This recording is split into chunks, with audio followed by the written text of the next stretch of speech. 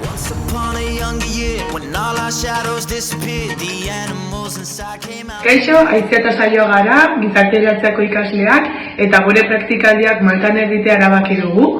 Bueno, guk praktikak Inspire Fundazioan ditugu, autismoa daukien aurrekin, eta Inspire bi egoitzatan banatzen da, Bulabel eta Marsaskala.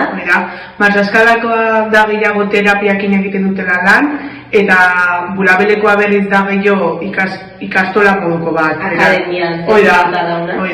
Oida. Gure programa 8 talde desberdinetan banatuta da, eta talde bakoitzeko dauzkeu 5 ikasle tutore bat, support worker eta voluntariok, eta ratioa da profesional bat ikasle batekiko.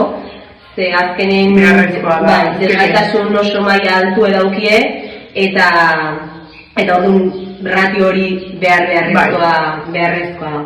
Bai, eta esan beharra da gure praktikak nahiko gogorrak izan diela, baina pilo bat ikasi deula, eta orduan hori azkenen plus bat dala. Hoi da, eta oso agarro gari deuna gatik, eta azkenen aurrekin binkulo bat sortzea lortu deu, eta orduan hoi pilo bat posten gaitu, eta guretzako oso positiboa izan daudena, eta hori. Praktikaldiaz aparte, Maltak gauza gehiago eman dizkigu. I was just a child. These are the nights that never die. My father told me.